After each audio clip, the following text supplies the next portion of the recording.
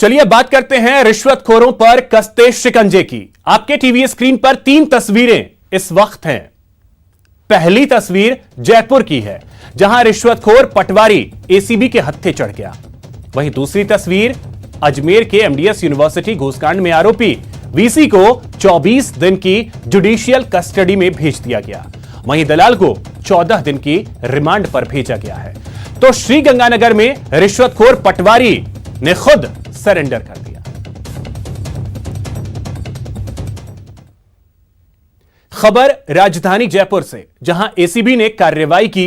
ACB की team ने एक पटवारी को 7,000 की रिश्वत लेते हुए गिरफ्तार किया। जानकारी के अनुसार परिवादी की शिकायत पर एसीबी ने फागी की घटियाली तहसील के पटवारी अरुण कुमार को 7,000 की रिश्वत लेते हुए दबोच लिया। एसीबी ने बताया कि आरोपी ने परिवादी से भूमि का नामांतरण खोलने के एवज में रिश्वत की मांग की थी। वहीं बात करते हैं एमडीएस यूनिवर्सिटी के कुलपति घूसकांड मामले की। आज 3 दिन का रिमांड पूरा होने के बाद एसीबी ने कुलपति सहित 3 आरोपियों को कोर्ट में पेश किया, जहां से आरोपी दलाल रणजीत को 14 सितंबर तक एसीबी के रिमांड पर भेज दिया गया, जबकि आरोपी कुलपति आरपी सिंह और महिपाल को 24 सितंबर तक जुडिशियल कस्टडी में भेजा गया है।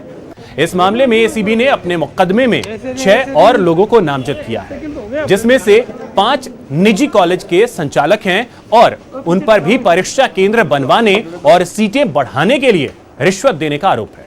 इस मामले में एसीबी ने दलाल रणजीत और कुलपति के बैंक खाते सीज कर दिए हैं। अब आगे की भी जांच जारी है। पीसी रिमांड के बाद आज पुनः माननीय न्यायालय में पेश किया गया।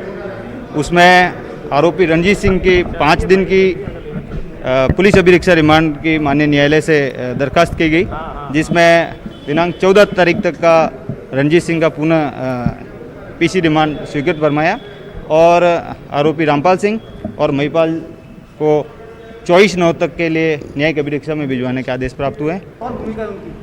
इन सब कॉलेजों में ज़्यादातर जो सेंटर बनवाने के नाम पर रिश्वत राशि दी गई थी और ये सारी राशि इस रणजीत सिंह के मार्फत ही लेन देन हुई है और इन संबंध में सारी जो इनकी पत्रावली हैं वो भी ली जा रही है और इनके जो सर्विलांस पे जो कॉल रिकॉर्ड हुए हैं इन सब में इनकी लेन देन उजागर हुई है।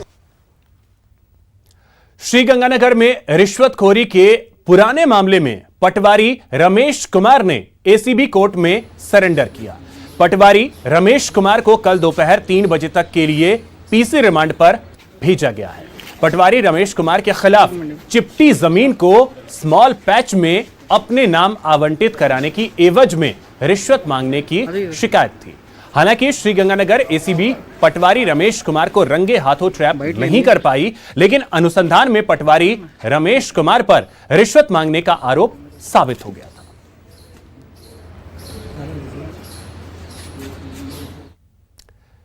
वहीं बड़ी खबर आपको बता दें, कांग्रेस का #स्पीकअप फॉर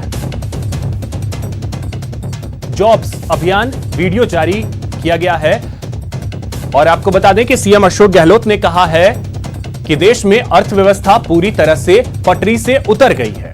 युवाओं में हाहाकार मचा हुआ है। रोजगार केंद्र की प्राथमिकता होनी चाहिए। तो #स्पीकअप फॉर जॉब्स नाम से अब एक कैंपेन जो है वो कांग्रेस की तरफ से चलाया जा रहा है। स्पीकअप फॉर जॉब ये अपना आप में एक संदेश है पूरे देश के युवाओं को और सरकार के सामने एक बहुत बड़ा क्वेश्चन मार्क है कि 2 करोड़ का वादा किया गया था प्रति वर्ष नौकरी देने का 14 के चुनाव के अंदर, जो चुनाव जीत के आए थे, एनडीए गवर्नमेंट बनी थी और दुर्भाग्य से आर्थिक स्लो डाउन हुआ, लगातार कोविड आ गया, अर्थव्यवस्था पूरी पटरी से उतर गई। हालात ये कि आज हाहाकार मचा हुआ युवाओं के अंदर, हाहाकार मचा हुआ। असंगठित क्षेत्र अलग दुखी हैं, युवा रोजगार के लिए भटक रहा है, नौकरी मिल नहीं रही, नौकरी जा रही है। ये सिलसिला कब रुकेगा ये चिंता के विषय बना हुआ है सबके लिए। और जब तक अर्थव्यवस्था पटरी पे नहीं आएगी तब तक संभव नहीं है कि आप रोजगार दे सको लोगों को, राज्यों में भी और केंद्र में भी। भारत सरकार की टॉप प्रायोरिटी होनी चाहिए कैसे एक माहौल बनाए युवाओं के सामने कि आपको रोजगार मिलेगा। भारत सरकार को चाहिए कि वो बताए देशवासियों को कि उनकी प्लान क्या है, योजना क्या है आगे के लिए, आर्थिक गतिविधियां किस प्रकार से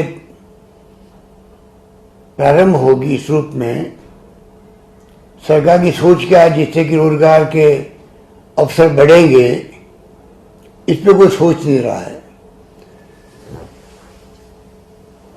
राहुल गांधी लगातार इस तरफ ध्यान आकर्षित कर रहे हैं। यहां रुकेंगे एक छोटे से ब्रेक के लिए।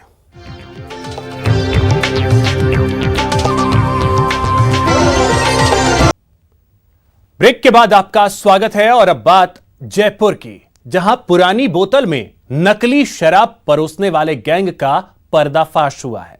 अवैध शराब के खिलाफ अभियान के दौरान आबकारी विभाग की एक कार्रवाई में बड़ा खुलासा हुआ है। आबकारी विभाग ने शराब की बोतलों के ढक्कन सप्लाई करने वाले गिरोह के 3 सदस्यों को गिरफ्तार किया। विभाग को शक है कि नकली शराब का धंधा करने वाले माफिया पुरानी बोतल में सस्ती शराब डालकर खूब चांदी काट रहे हैं। हमारे को तीन केसेस ऐसे मिले जिसमें अवैध शराब के रूप में वो भराई का जो माल करते हैं उसके ढक्कन हम लोगों ने पकड़े, तो उन पे हम इन्वेस्टिगेशन कर रहे हैं। निश्चित रूप से आने वाले समय में कोई अच्छी सफलता मिलेगी उसमें। किस प्रकार के ढक्कन थे, क्या इसमें क्या किया जाता था, इसके पीछे क्या हो सकता है? बेसिकली वो उन ढक्कनों के माध्यम से वो पुरानी बॉटल्स में अवैध शराब भर के और उसको सप्लाई करने का इनका था। तो ये जो गिरोह है जो ढक्कन सप्लाई करता है उसके 3 लोग हमारे पकड़ में आए हैं और उनसे पूछताछ कर रहे हैं। तो निश्चित रूप से वो किन किन लोगों को सप्लाई करते थे और वहाँ से कहाँ पे अवैध भराई जाती थी। बाड़मेर में बदमाशों के हौसले बुलंद हैं। एक ज्वेलरी शॉप में 2 चोरों ने दिन दहाड़े लाखों की ज्वेलरी पर हाथ साफ कर लिया। हालांकि चोरी की यह पूरी वारदात सीसीटीवी कैमरे में कैद हो गई। मामले की जानकारी पुलिस को दी गई। पुलिस ने मामला दर्ज कर जांच शुरू कर दी है।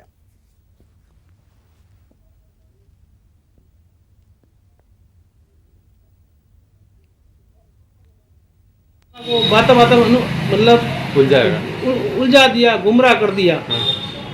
और उन्होंने पीछे एक बंदा इस साइड बैठा था, उसने वो डब्बी यहाँ पे रखी थी जिसमें पुरानी नोट पिन है और 2 सोने की अंगूठियाँ थी, वो भी पुरानी थी, और कुछ 1-2 बालियाँ वगैरह यूँ करके लगभग 27-30 ग्राम सोने का आइटम था उस डब्बी के अंदर। स्टील की छोटी डब्बी थी इतनी, वो डब्बी यहाँ पे पड़ी थी इस जगह पे, और यहाँ से उठा के उसने।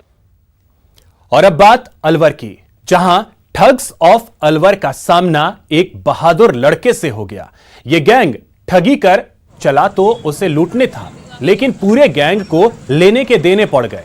जी हां, मामला ही कुछ ऐसा है। अलवर जिले के किशनगढ़बास में एटीएम से रुपए निकाल रहे छात्र देवेंद्र के साथ बदमाशों ने एटीएम कार्ड बदलकर ठगी को अंजाम देने की कोशिश की, लेकिन इस लड़के ने बहादुरी से उनका मुकाबला किया और लुटेरों को भागने पर मजबूर होना पड़ा। एटीएम और ये बदमाश अपनी कार भी वहीं छोड़कर फरार हो गए। सूचना के बाद पुलिस मौके पर पहुंची और कार के नंबर के आधार पर उनका पता लगा रही।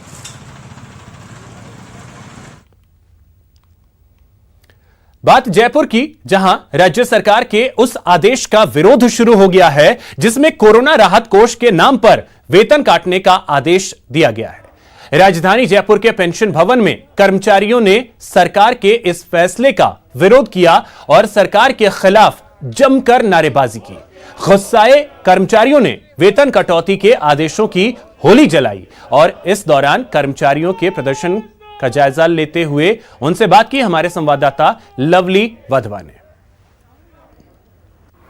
राजस्थान में वेतन कटौती के आदेश जारी होने के बाद से लगातार कर्मचारी संगठनों की आवाज मुखर हो रही है। राजस्थान के पेंशन भवन का नजारा हम आपको दिखाते हैं। यहाँ बड़ी तादाद में जो कर्मचारी हैं सरकार के विरोध में नारेबाजी की है और जो आदेश हैं सरकार के निकले हुए उनको यहाँ पर जो है उनकी प्रतियों को जो है वो यहाँ पर जलाया गया है। हमारे साथ में यहाँ के कर्मचारी नेता, उनसे हम बात करने की कोशिश करते हैं। सुरेंद्र नरूका जी, किस तरह से आप लोग नरूका जी, आप किस तरह से इस पूरी सरकार के इस आदेश का विरोध कर रहे हैं और क्यों कर रहे हैं? राजस्थान के राज्य कर्मचारियों ने कोरोना महामारी को देखते हुए मार्च के माह में अपनी तरफ से स्वयं ऑफर किया था और 3 से 5 दिन का वेतन कटवाया था। इसके अतिरिक्त सभी कर्मचारियों की मार्च माह में 15-16 दिन का वेतन भी स्थगित किया गया। हमने अपना एक कंट्रीब्यूशन मानते हुए उस सबको सहन किया। लेकिन अब वर्तमान में जिस प्रकार सरकार ने एक तरफा अपने कुछ पिछले संगठनों के साथ वार्ता करके और जो सभी कर्मचारियों के हितों पर कुठाराघात किया और राज्य के इतिहास में पहली बार बिना किसी वित्तीय आपातकाल के होते हुए सकल वेतन से 1 दिन का वेतन काटने का जो निर्णय लिया है। बाल संरक्षण आयोग की अध्यक्ष संगीता बेनीवाल को फोन पर धमकियां मिल रही हैं, जिस पर संगीता बेनीवाल ने थाने में मामला दर्ज कराया है। दरअसल मामला 10 साल से अनाथ आश्रम में पली बच्ची का है। जब बच्ची के परिजन उसे लेने आए तो बच्ची ने जाने से मना कर दिया। इस बीच बाल संरक्षण आयोग बात पहुंच गई तो उन्होंने बच्ची के बयान लेकर बच्ची को आश्रम में ही रखने का फैसला किया, जिसके बाद परिजन आयोग के अध्यक्ष को धमकियां दे रहे हैं। बीकानेर के तुलसी सर्किल पर ओवरफ्लो सीवरेज का पानी परेशानी का सबब बन गया है। 2 से 3 महीने से लगातार सीवरेज का पानी ओवरफ्लो हो रहा है, जिसके बाद वाहन चालकों को परेशानियों का सामना करना पड़ रहा है। वहां की स्थिति का जायजा लिया हमारे संवाददाता सतवीर सिंह राठौड़ ने। मैं अभी तुलसी सर्किल पर हूं और यहां पर हालात बस से बदतर हो चुके हैं। यहां की जो सीवर लाइन है वो टूट चुकी है, जिसके कारण जो पानी है वो सड़कों पर बह रहा है। मैं अपने कैमरा पर्सन धीरज जोशी को तस्वीरें आप दिखा सकते हैं। किस तरीके से आप देख सकते हैं कि जो सीवर का पानी है वो पूरी सर्किल पर यहां पर फैल रहा है। सड़कें पूरी तरह से टूट चुकी है और अभी भी ये हालात बस से बदतर हो चुके हैं। लेकिन ऐसा नहीं है कि नगर निगम या प्रशासन को इसकी जानकारी नहीं है। प्रशासन को जब कई बार स्थानीय दुकानदार और लोगों ने सूचना दी तो उसके बाद में ये रास्ता बंद कर दिया गया, लेकिन इसके बावजूद भी अभी भी जो पूरी तरीके से आप देख सकते हैं सीवर का जो पानी है वो यहाँ पर निकलता हुआ नजर आ रहा है। पूरी सड़क यहाँ पर सीवर के पानी में और बदबू के कारण से पूरी तरह से खराब हो चुकी है। तो वहीं पर आसपास के जो दुकानदार है उन्हें भी काफी परेशानियों का यहाँ पर सामना करना पड़ रहा है। हमारे धंधा पूरा चौपट हो चुका है सर, एकदम चौपट हो चुका है। दुकानें भी देख लो सर, आप देख सकते हो ये सारी बंद हो पड़ी है। काफ़ी परेशान हो रहे हैं सर। जब जाते हैं तो बोले हाँ चालू है, काम चालू है, पता नहीं कब चालू होगा का। तो परेशानियां बनी हुई है, भयंकर बनी हुई है सर। हमारा 10% ही काम नहीं रहा है इधर। अभी उधर से बड़े लगे हैं, इधर से बड़े, गाड़ी आने जाने का काम नहीं है सर। कुछ आने जाना कुछ भी नहीं है इधर। मैंने कलेक्टर साहब को भी, नगर निगम को भी और सारे अधिकारियों को 4 महीने पहले से अवगत करा दिया। 4 महीने से ये समस्या के जैसे कलेक्टर साहब खुद इसकी मॉनिटरिंग कर रहे थे। और अब आपको दिखाते हैं एक अजगर का रेस्क्यू। पहले तस्वीरें देखिए। यह 10 फीट लंबा अजगर है। किसी जानवर को निगल लिया है शायद, कहीं भाग नहीं सकता, पकड़ा गया बड़े ही आसानी से। तस्वीरें प्रतापगढ़ के नटेला गांव की, जहां एक खेत में 10 फीट लंबा अजगर निकलने से हड़कंप मच गया। सूचना के बाद पहुंची वन विभाग की टीम ने अजगर का रेस्क्यू किया और अजगर को सुरक्षित जंगल में छोड़ दिया। आज हमें खूंटा के सरपंच साहब शोभित हाड़ा जी से सूचना मिली कि खूंटा के नटेला में अणदा पिता परता के घर पे हमें एक अजगर आ गया है। जो इस सूचना पर हमारे वन विभाग की जो रेस्क्यू टीम है उसको हमने वहाँ पे मौके पे भेजा। वहाँ पर देखा गया कि ये 10 से 11 फीट लंबा अजगर था, जिसने कुछ खा रखा था। उसके पेट फिलहाल इतना ही। नमस्कार।